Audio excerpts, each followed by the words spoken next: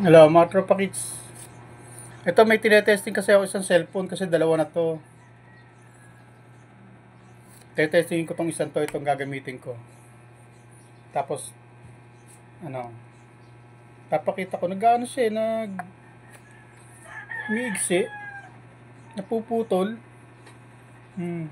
Tapos to kasi si Kunyang, ngak-ngak ng ngak-ngak, kuda ng kuda, na parang ako pa nag-umpisa. Bigla raw ako sumulpot, tapos pinagpupuna ko sila. Pati raw si Mil, si Kanor yun.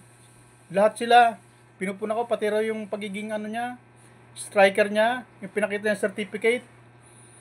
Certificate ng DepEd yun yung galing sa school. Tapos, sabi ko raw peke yun. Wala naman ko sinasabing peke. Ang sabi ko, galing sa DepEd yun. Tapos, hindi yun ang certificate ng bilang striker na galing kay Bal Santos. Pinagpipilitan niya, yun na raw yun. Nasabi ko raw peke. Wala mo sinasabing peke yung certificate. Sinabi akong peke. Ano ko niyang? Saan mo narinig yung sinabi kong peke yung certificate? Ang sabi ko, hindi yun ang certificate ng pagiging striker. Certificate yun na galing sa school. Appreciation lang yun. Certificate of appreciation, yung para pasasalamat. May sinabi akong peke, mga tropa kids. Ito, may masabi lang to eh. Makapag ano lang eh. Kita nyo para pagkabalahuran to. Akala niya tatalab sa akin yon. Ha? Sige, bayaan ko lang siya. Kaya pakinggan nyo ha. Kasi kung hindi ko papatulan to ng ano, pero hindi ko siya mumurahin. Yung mga saltahan sa akin, hindi ko papatulan yun. Hindi ako bababa sa level ito. Masyadong, kung kila Kanor, bumaba ako ng konti.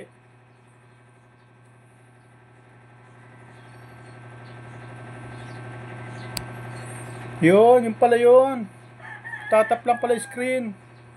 Kasi wala ako sa screen eh. Tapos, ayan ngayon, kabisado ko na to.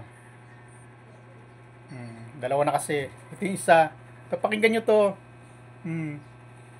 Pero sabi ko nga, kung kay Kanor bumaba ako ng level, ito, mas bababaan ko palalo. Level nito, talampakan to eh. Pakinggan nyo ha. Uyo. Ha, Federico? Bakit ka ba gigil na gigil? Bigla kang pasok. Ha? Na mga ahas, na mga wakwak. Bigla kang pasok. Sa mga ano ng wakwak. Puro ka batikos? Ano ang problema mo?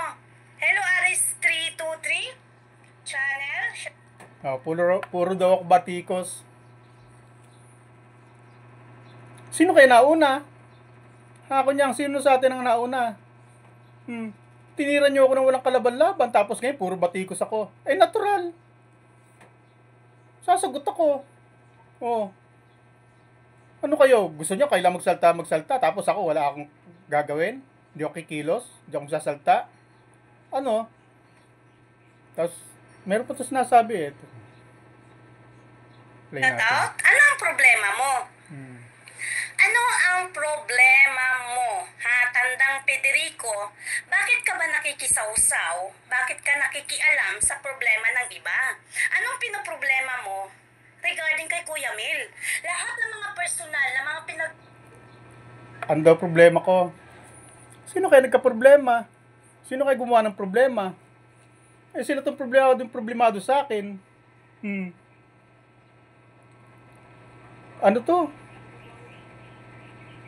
Mahinang klase talaga to. Ano lang to, yung may ano lang, talagang ano lang to, talagang content lang to. Ano lang to, yung sobra na anong to. Ano ba to? Wala to, ano to, yung ano ba yun? Parang palingkerang ano, yung chismosang, parang chismosa lang na kapitbahay na naghahanap lang ng mauuta. Yung bang may hugot, tapos idinadaan na sa mga ganyan-ganyan. Yan, ganun tong klase ng babae na to. Ako raw mo may problema, eh sila nga tong nang problema sa akin. O bakit gigil na gigil kayo ha, kunyang, ha, sino sa atin ang nang problema? Dahil lumabas ako. Dahil nung una, Binanatan niyo ako ng binanatan, 3 araw, sunod-sunod, wala akong kalaban-laban. O ngayong lumabas ako, sasabihin niyo, bakit ako nang babatikos? O, dumidepensa lang ako, kayo nag-umpisa na ito. Tapos kayo sasabihin niyo, ako may problema. Kayo ang magkakaproblema sa akin ngayon. Dahil dinala niyo ako rito. Gumawa kayo ng kalaban na magbibigay ng para akong pulgas na magbibigay ng problema sa aso ngayon. Mga aso, ako yung pulgas. Bibigyan ko kayo ng problema ngayon. Tapos, gagawin ko kayong stepping stone para manatili itong channel ko. At meron kasi sinabi kanina, i-strike mo yung channel ko. Meron sinabi ito, i-strike daw yung channel ko. E di mainam, para mapalitan ko ng bago. Gagawa naman ako ng bago. Bakit? Sige nga, subukan mo i-strike. Tingnan ko kung striker ka nga. Subukan natin kung kaya niya. Sige, kaya mo, i-strike mo. Kahit nung mo wala to, pakialam ko. Ha? Kunyang, ayoko nga nito Kayo lang pumilit sa akin dito Bakit ginusto ko ba to? Kayo kaya pumilit sa akin, kayo nagdala sa akin dito. Di strike mo. Ngayon, hahamunin kita. Kapag ka hindi mo ako na-strike, mananatili ito pagmumukha na to. Ngayon, patunayan mo na kaya mong i-strike to. Ha? Sige, gawin mo pagiging striker mo. Subukan natin. Tingnan natin kung kaya niya. Ngayon, pagka hindi mo ako na-strike, mahina ka. Ngayon, pag na-strike mo ako, okay lang. Di ba mga tropa kids?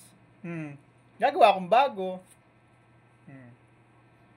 Pero kung hindi naman, kung hindi ako makagawa, okay lang. Bakit? Gusto ko ba to? Ha? Ako niyang, sa palagay mo, ginusto ko to? Hirap-hirap kayang patulang kayo. Ito mo, nandito na lang ako, kaya pinangangatawanan ko na Pero kung wala ako dito, okay lang. Hindi ko problema yon. Ngayon, susubukan kita ngayon. Sige nga, i-strike mo.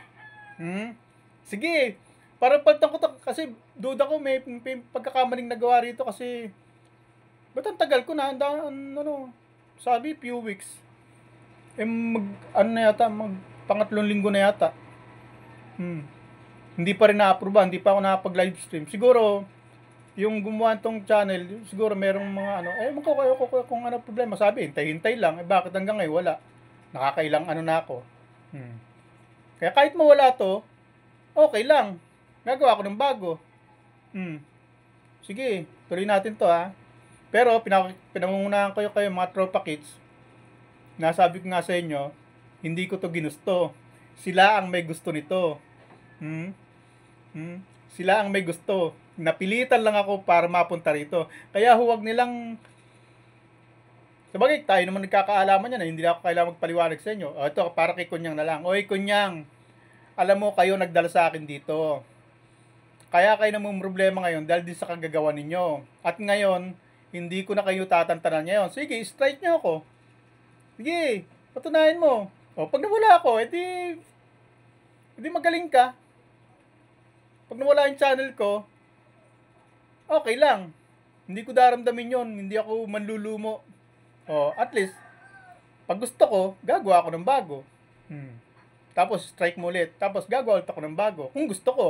Pero kung ayoko, di sige. Ngayon, subukan natin. I-strikein daw ako. Akala niya, takot ako mawala channel ko. Akala niya, gusto ko to. Sige, subukan natin. Ayan Ano mo, sinasabi mo about kay Kuya Mel, ano ang problema mo?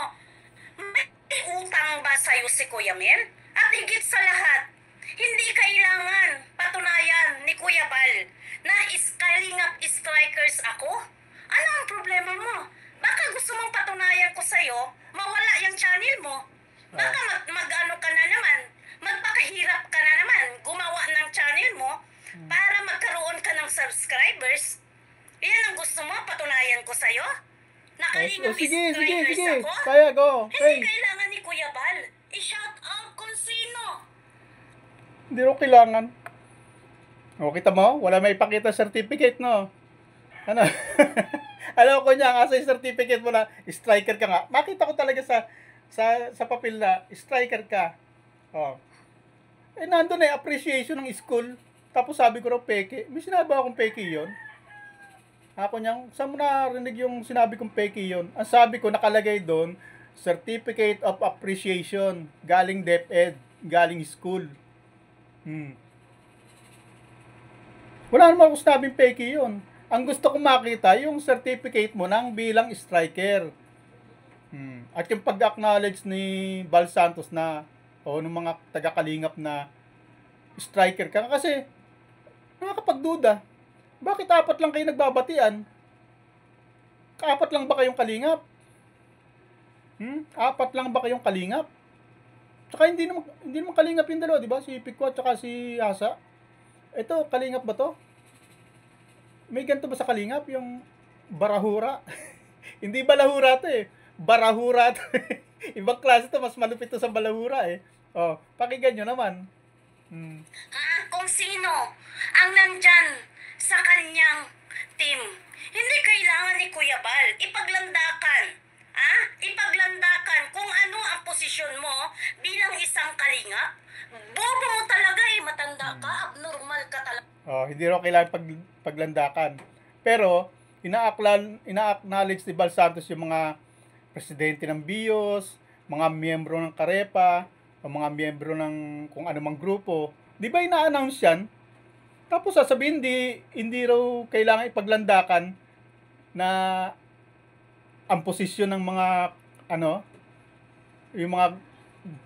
yung pinagsasabi niya na, di ba, striker siya. Dapat, i-acknowledge niya ni, dapat sasabihin yan, di ba?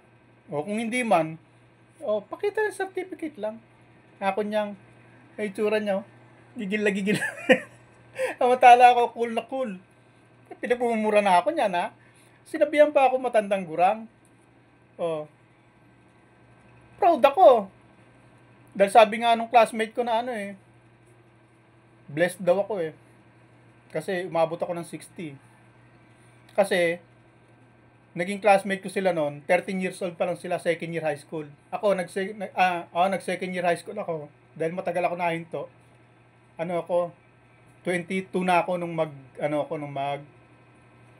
mag second year high school ako. Tapos naging classmate ko sila. Tapos ngayon kasama ko sa GC, sa alumni nila. Sinama ako kahit hindi ko sila kasama nag-graduate. 13 years old sila noon. Ako ay 22 na. Tapos ngayon, nung magkausap kami isang araw, sabi niya mapalad nga raw ako. Kasi senior na ako, pero ganito pa rin ako. Halos pares lang kami na halos ng itsura. Tapos wala pa akong maintenance. Samantalang sila, may mga nararamdaman na. Kaya sabi nila, blessed daw ako. Pinagpala daw ako ng Panginoon. Kasi inabot ko raw itong edad na to. Sila raw hindi sigurado kung aabutin na to edad ko. Kasi 9 years ang tanda ko halos sa kanila eh. Ngayon, ito si, ito mo itsura tagal ito. Mamaya, tutuloy ko to.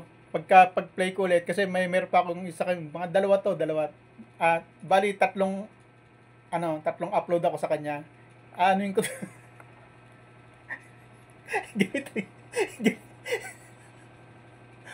Yung kalaban la, matandang gurang daw.